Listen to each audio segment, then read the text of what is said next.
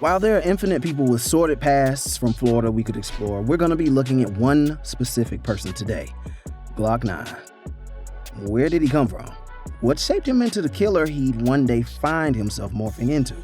Is this a case of a tragic life creating a misunderstood criminal, or was he born a cold-blooded perp? But first, let's start at the beginning.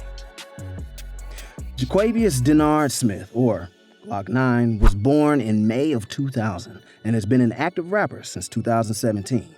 Since his father was constantly in lockup, he spent most of his time being raised by just his mother in Orlando. Times were hard and money was tight. It became clear pretty quickly that he took after his dad in some ways. Even as a little kid, he found trouble wherever he could, starting fights and just generally being unruly. When he was about 9 years old, he started rapping over beats he would find on YouTube and didn't slow down from there. He would rap into the fan in his room and make his voice sound more like it was being auto-tuned.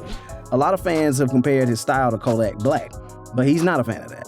He said, "At first, that shit was funny to me. Now, that shit is starting to get aggravating.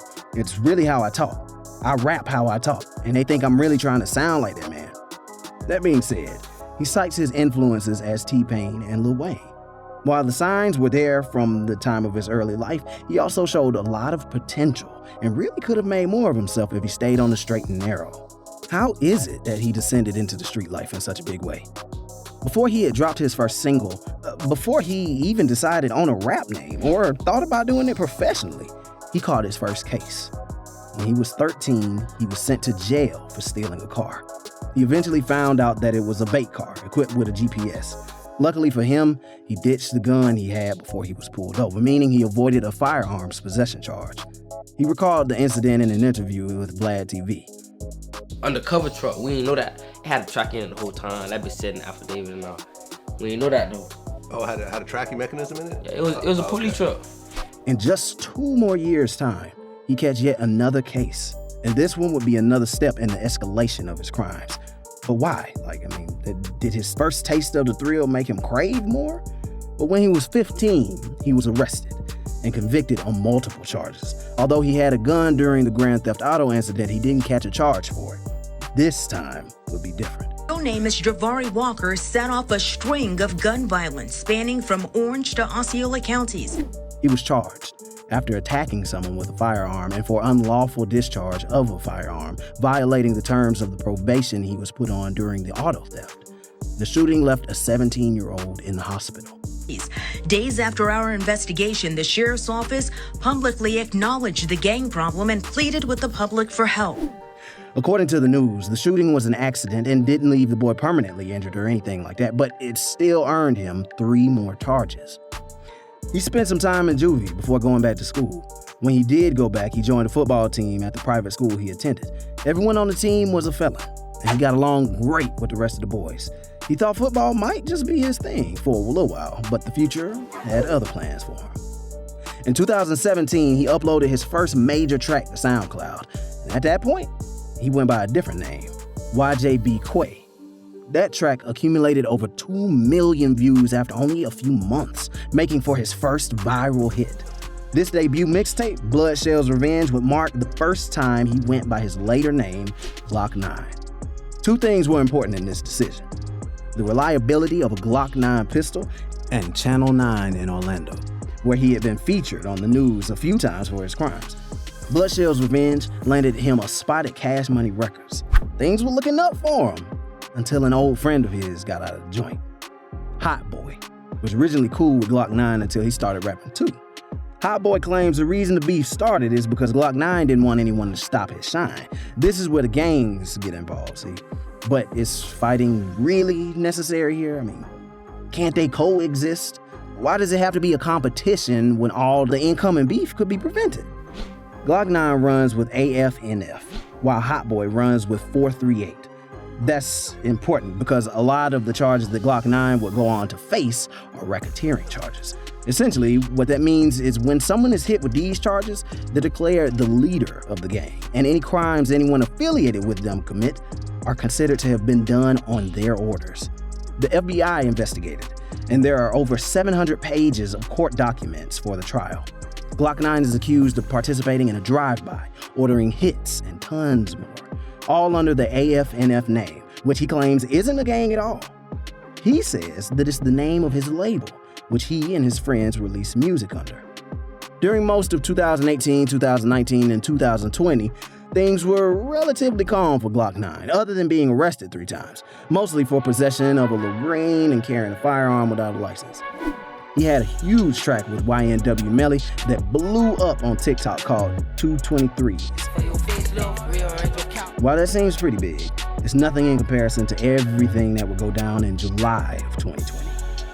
Cudham Reese was one of Glock 9's rivals, and he also came from a hostile gang.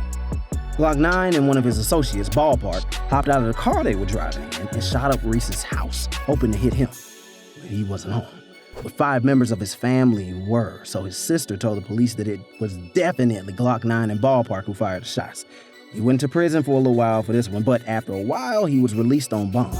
This sounds bad already, but it gets so much darker.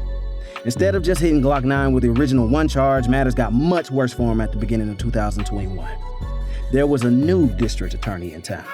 She was sworn in at the beginning of January, and she quickly filed 5 charges at Glock 9.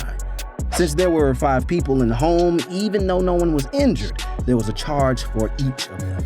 Not only that, but the AFNF gang war had also cost the lives of a few innocent bystanders. One of them was a 17-year-old high school football player who unfortunately got caught in the crossfire. Another was a young child, and one of them was Hot Boy's friend who was unlucky enough to be present during a hit attempt on Hot Boy's life. It only makes sense that she felt the need to make an example of Glock 9 and put her foot down to end the violence. Each one of the charges carries a mandatory minimum of 20 years in that jurisdiction, and the racketeering charges leveled at Glock 9 has a mandatory minimum of 30. This brings us up to the current total of 130 years, if he's convicted of everything being thrown at him. They've been collecting evidence forever, meaning it's incredibly likely that Glock 9 is the leader of AFNF, at least in the eyes of the law. This whole racketeering charge thing has been used in the past to jail rappers.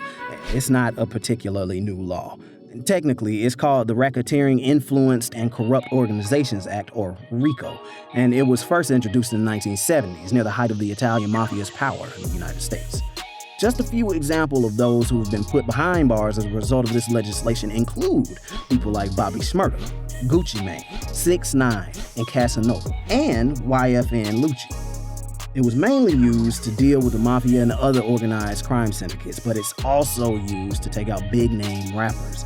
The problem with these laws is that oftentimes, they just target the biggest name involved in a situation. It doesn't matter if they're actually the leader or not. A lot of the time, it doesn't even stop the fighting on the streets either. I mean, will Glock 9 end up as just another dude on the list of popular rappers hit by RICO laws?